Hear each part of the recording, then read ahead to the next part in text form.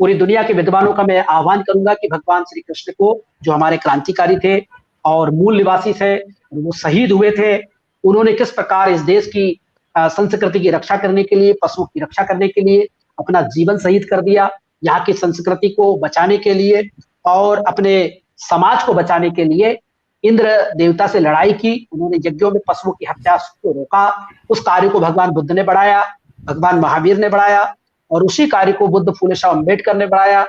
और आज भी ये आंदोलन चल रहा है। वास्तव में ये देवासुर संग्राम जब तक दुनिया रहेगी तब तक चलता रहेगा। हम ओबीसी, एससी, एसटी के लोगों को सामाजिक, आर्थिक, राजनीतिक रूप से गुलाम बनाने का, धार्मिक गुलाम बनाने का प्रयास करेंगे और आप लोग हमारे खिलाफ संघर्ष करेंगे पूरे देश में।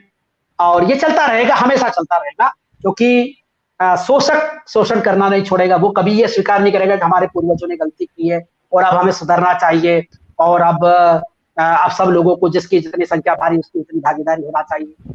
ऐसा नहीं करेगा वो जब आप लोग हमें मजबूर कर देंगे तब जाके हम मानेंगे, ऐसे तो हम मानने वाले नहीं।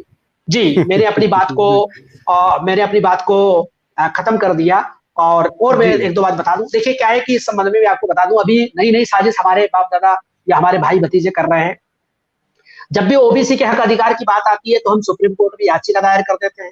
पहले कहते थे कि भाई हमें आरक्षण गलत चीज है और आरक्षण आज हमने स्वर्णों के लिए 10% कर दिया है। अरे भाई 10% कर दिया, इसके बाद आप आरक्षण का विरोध क्यों कर रहे हैं? इसके बाद हमने निजीकरण कर दिया ताकि ओबीसी, एससी, एसटी को कोई भी नौकरी ना मिले। इसके बावजूद हम फेसबुक, व्हाट्सएप पर और यूट्यूब पर आकर के आरक्षण मुर्दाबाद, अम्बेडकर मुर्दाबाद, भीमटे मुर्दाबाद, नवबौद्ध मुर्दाबाद और ये वामपंथी, ये नक्सल, ये है वो है, इस प्रकार का दुष्प्रचार करते हैं। तो जब तक हम जिंदा रहेंगे, जब तक ये दुनिया रहेगी, हम ओबीसी, एससी, एसटी के लोगों को गुलाम बनाने का साजिश रचते रहेंगे और इस देश के मूर्ख ओबीसी, एससी, एसटी हमेशा हमारे गुलाम रहेंगे। आप जैसे जो बुद्धिमान लोग हैं, हो सकता है वो जाग जाए, पर आपको भी क्रिटिसाइज करने के लिए आपके ही समाज के लोग पैदा होकर के यहाँ पर यूट्यूब पे आकर के गाली देंगे। मैं देखता हूँ कुछ लोगों को, जो यादव समाज में भी कुछ लोग जो ब्राह्मणवादी मानसिकता रखते हैं। मैंने देखा ओबीसी, एससी, एसटी के लोग बहुत ब्राह्मणवादी है, 90% लोग ब्राह्मणवादी है। ये जो 10% लोग हैं, कुछ बुद्ध फूले शाह अम्बेडकर की किताबें पढ़ के कुछ दीवाने हो रहे हैं।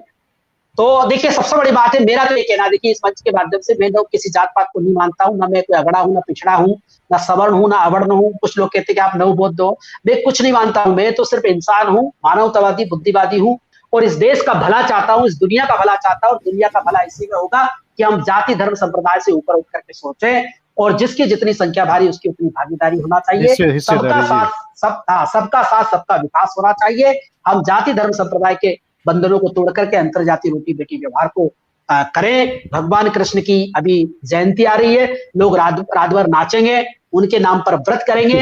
लेकिन अगर आप भगवान कृष्ण को मानते हैं तो एक बार ये किताब मंगवा करके जरूर पढ़ें, श्रमण ब्राह्मण संस्कृति का संघर्ष का इतिहास। और हमारे समाज में एक बहुत बड़े विद्वान है चंद्रभूषण सिंह यादव, उनको भी मैंने सुझाव दिया था इस किताब को पढ़ने का और उन्होंने किताब लिखी अपने सम्यक प्रकाशन से, कृष्ण सूर्यासुर, उसे भी आप पढ़ना चाहिए। हाँ, एक बार आप सभी लोग भागवत भी पढ़ लीजिए, क्योंकि भागवत के नाम पर भी बहुत मूर्ख बनाया जाता है। तो इन्हीं बातों के साथ, अच्छा एक बात और स्पष्ट कर दूं कि गीता भगवान कृष्ण के विरोध में लिखी गई थी। कृष्ण और अर्जुन का संवाद बना करके भगवान कृष्ण वर्ण व्यवस्था के विरोधी थे, लेकिन गीता में जगह जगह यज्ञ का समर्थन किया गया है और भगवान कृष्ण की आड़ लेकर के भारत की जनता को पलायनवादी, भाग्यवादी, निराशावादी बनाया गया है। एक सिद्धांत दिया गया, कर्म किए जा फल की इच्छा मत करो, जबकि भगवान कृष्ण ऐसे नहीं थे। अरे भाई कर्म करेगा तो फल की इच्छा भी करेगा और फल की इच्छा करता है आदमी, इसके बाद कर्म करता है।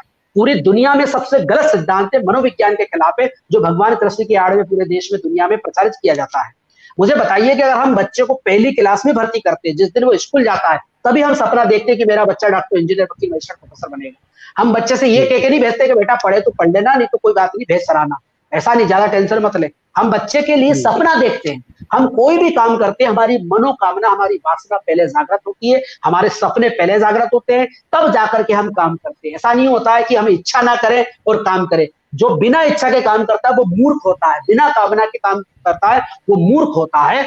तो सज्जनों, इस बात को बताने का उद्देश्य भगवान श्री कृष्ण के जो क्रांतिकारी स्वरूप को हमारे जैसे पंडित पुजारियों ने, धर्म के ठेकेदारों ने विकृत किया है, उसको समझना है। और अगर आप पूरे देश में, दुनिया में जब जहां भी भगवान कृष्ण की कथा करवाएंगे तो मैं 1 घंटा, 2 घंटा, 3 घंटा उनके जीवन के संबंध में इसी प्रकार क्रांतिकारी प्रवचन करूंगा और यथार्थ ज्ञान दूंगा। आज लाखों करोड़ों लोग, करोड़ों पैसे भागवत कथाओं में या कृष्ण कथाओं में उड़ाए जा रहे हैं, लेकिन मैं ज्यादा टाइम नहीं लूंगा। मैं 1 घंटा मतलब 3 घंटे की कथा करूंगा, ज्यादा कथा नहीं करूंगा। चूंकि ऑनलाइन का जमाना है तो ऑनलाइन भी आप कथा प्रवचन करवा सकते हैं भगवान कृष्ण पर, और मैं हकीकत आप लोगों को बताऊंगा। बहुत बहुत साधुवाद, धन्यवाद। इस प्रवचन का मकसद किसी जाति, हाँ बस खत्म करता हूं मैं और फिर अपन ले लेंगे, सर को ले लेंगे। मैं इस प्रवचन का मकसद मेरा किसी जाति, धर्म, संप्रदाय का अपमान करना या किसी की भावनाओं को ठेस पहुंचाना मकसद नहीं है। मैंने जितना अध्ययन किया है, जितना चिंतन किया, जितना अनुभव किया है, हजारों किताबों पढ़ करके, रिसर्च करके, उस हिसाब से मैंने अपनी बात रख दी है। माने या ना माने ये आपकी इच्छा है, मैं किसी पर अपने विचार थोपता नहीं हूँ। बहुत बहुत साधुवाद, धन्यवाद जी। आप कहिए अपनी बात। सबसे पहले गुरुजी मैं सवाल लूं किसी का, उससे पहले मेरा ही सवाल है एक कि ये वैदिक युग कब था? जब वैदिक युग की बात आती है कि वैदिक युग कब था, ऐसा कुछ आपको समय, काल, परिस्थिति, ऐसा कुछ चर्चाएं कहीं पे होती है कि वैदिक काल कब रहा होगा? जी। अब ये तो देखो क्या है कि समस्या हमारे देश में तो ये है ना कि भाई हमने इतिहास तो लिखा ही नहीं ना भाई। लिखी इतिहास तो हमने लिखा नहीं, हमने तो क्या पुराण लिखी ना। इस देश की जनता को मूर्ख बनाना था। इतिहास लिखते तो देखिए, जैसे आज हम किसी से पूछे कि भाई रामचंद्र जी ने पूरी दुनिया में राज किया, तो बताइए रामचंद्र जी के सिक्के कहाँ आए? भाई दशरथ जी इतने इतने इतने बड़े भाई भगवान के पिताजी थे, तो दशरथ जी की हड्डियां कहाँ है? उनकी समाधि कहाँ है? उनके महल कहाँ है? अब अपन देखते हैं कि अयोध्या की जो बाबरी मस्जिद थी उसको तोड़ा गया, तो वहां पर बुद्ध के अवशेष निकले। बड़ी समस्या है ना। अब वो वैदिक युग कब था, कब नहीं था, वो तो सब भाड़ में गया। मैं तो सिर्फ ये बताना चाहता हूँ कि इन सांस्कृतिक, इन जो साहित्यिक प्रमाणों से हमें कृष्ण की जो झलक मिलती है, और हमारा जो समाज है उन्हें अपना भगवान मानता है, कहीं ना कहीं आराध्य मानता है, तो मेरा मकसद है उनको कृष्ण जी का जो मूल निवासी स्वरूप है, क्रांतिकारी स्वरूप बताना है। अब वो वैदिक युग कब था, कब नहीं था, वो तो साइंस जर्नी जी भी खोज कर रहे हैं। इसके बाद जो राजीव पटेल जी ने वैदिक युग का वो घालमेल है वो भी आया है। अब ये नया इतिहास लिखा जाएगा और फिर लोगों को एक व्यवस्थित नए इतिहास को के रूप में बताया जाएगा, तो सारी स्थितियां क्लियर होगी। हम इस विवाद में ना पड़े। चलो ठीक है, मान लो वैदिक युग रहा हो या ना रहा हो, लेकिन हम कृष्ण को अपना पूर्वज मानते हैं, या कृष्ण हमारे भगवान थे, मूल निवासी थे और जन जन में वो बसे हुए हैं, तो इसका मतलब कहीं ना कहीं एक कोई ना कोई ऐतिहासिक स्वरूप जरूर रहा होगा, चाहे उसको आज विकृत कर दिया गया।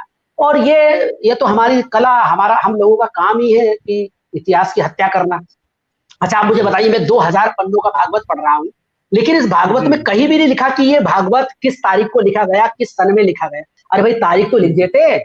जब 18,000 श्लोक लिख सकते हो तो आप एक तारीख लिख सकते ना कि इस तारीख को बैठ करके और मैं ये किताब फलानी जगह पेड़ के नीचे लिख रहा हूँ, और इसके मेरे 5 शिष्यों ने इसकी कॉपियां मैंने करवाई है। 2-4 श्लोक इसके भी जोड़ देते, क्या दिक्कत। लेकिन हमने गीता लिखी, हमने गीता लिखा, वेद लिखा, पुराण लिखा, उपनिषद लिखा, कहीं भी तारीख नहीं लिखी, कहीं भी सन नहीं लिखी। आज चिल्ला चोट करते हमारे बाप दादा लाखों साल पुराने थे और हमारे पास सृष्टि संवत था। अरे भाई सृष्टि संवत था तो 2-4 श्लोक भी तो जोड़ देते हैं।